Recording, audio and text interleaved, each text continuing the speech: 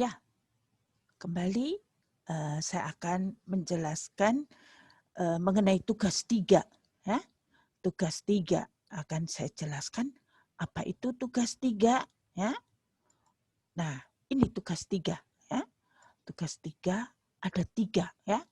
Tuliskan dan jelaskan tipe bangunan pengelak.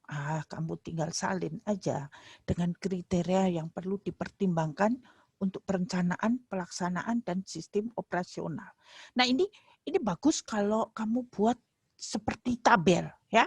Misalnya tabel bangunan pengelak di sini kolom 1 itu bendung pelimpah. Kriterianya apa?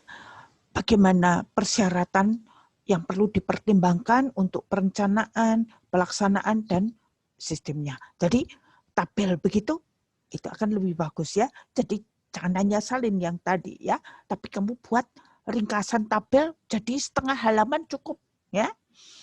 Nah, yang kedua, analisis kebutuhan air minimal. Ini tadi sudah saya gambar ya, nanti saya perlihatkan lagi. Kamu tinggal contoh ya. Terus yang ketiga itu menggambar ulang ya. Saya ingin kamu latihan menggambar ya. Jadi menggambar manual ya. Menggambar ulang manual yaitu bendung pelimpah kamu gambar ya. Kamu gambar latihan ya, tinggal nyontok ya. Kemudian bendung gerak gimana, pengambilan bebas gimana, pompa gimana, bendung dengan saringan bawah bagaimana. Agak banyak ya, tapi latihan menggambar, kamu gambar di kertas A3 ya, kertas A3. Nah, itu tugasnya ya.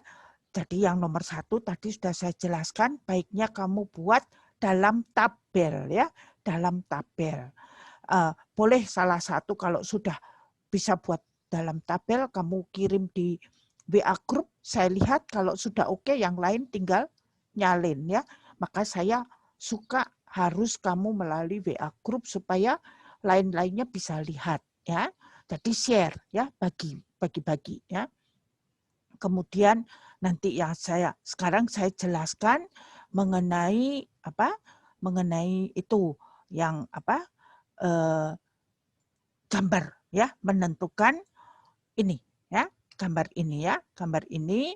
Jadi menentukan apa? Oh, tuh sebentar. Kenapa tadi begitu? Nah, ini ya. Ini. Nah, kamu bisa lihat. Nah, elevasi muka air.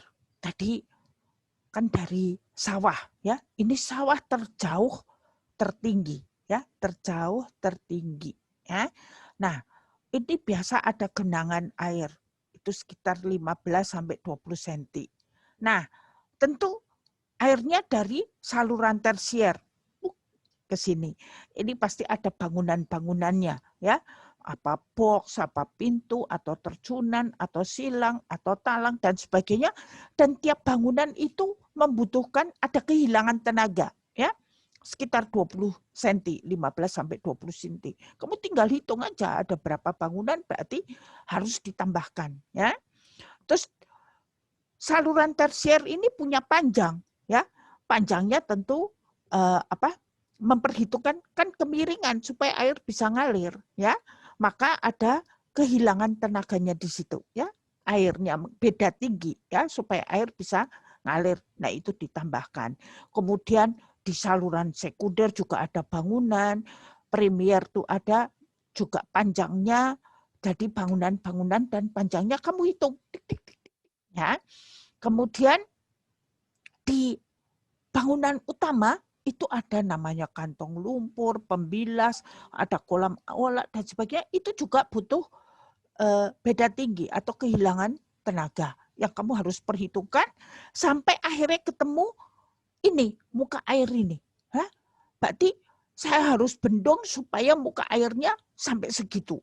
Nah, ini muka air rencana di pintu pengambilan dulu, baru di mercu, di atas mercu bendung ini. Nah, kemudian kalau ditanya, terus saya merencanakan elevasi mercu bendung ini seberapa?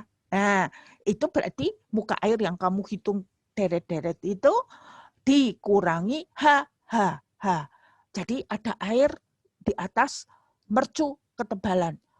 Itu tebalnya seberapa? Nah, itu dihitung dari debit air yang lewat. Nah, ini rumus umumnya begini.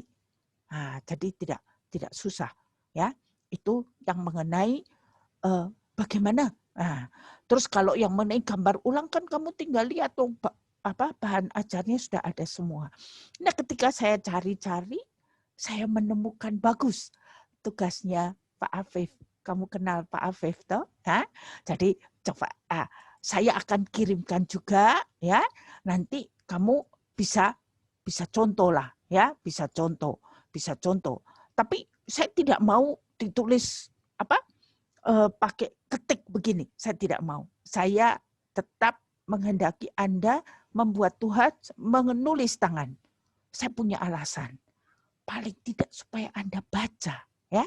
Jadi itu sistem saya ya. Jadi saya memaksa Anda supaya paling tidak Anda baca dengan menulis itu. Kecuali Anda minta tolong pacar untuk nulisin, ya biar yang pintar pacar aja ya. Nah, ini tugasnya Pak Afif ini saya lihat ya, nanti saya kirimkan. Nah, ini ya, dia menghitung, ini tugasnya udah ditentukan ya, udah ditentukan. Kemudian ini kriterianya ya. Nah, ini menghitung tadi elevasi itu ya. Nah, ini baiknya dikasih sentimeter atau meter ya, meter ya. Soalnya kalau kamu membiasakan diri tidak ada satuan, ini tidak baik ya. Harus ada satuannya ya. Ini perencanaan penduduk nanti bab 4 ya, bab 4. Tapi saya ingin menunjukkan ini ngitungnya. Tapi sebetulnya saya lebih suka kalau Anda pakai gambar sehingga kelihatan jelas ya, kelihatan jelas. Nah, itu ya penjelasan saya mengenai tugas 3 ya. Untuk menggambarnya seperti penjelasan saya pada tugas 2, menggambar bangunan utama, yaitu pakai kriteria standar penggambaran KP07 juga KP02. Nah, itu gambar-gambarnya lebih jelas dan lebih bagus. Oke, ya. Sampai jumpa pada pertemuan yang akan datang dan saya tunggu kumpul tugas Anda ya. Jangan terlambat. Oke, selamat pagi.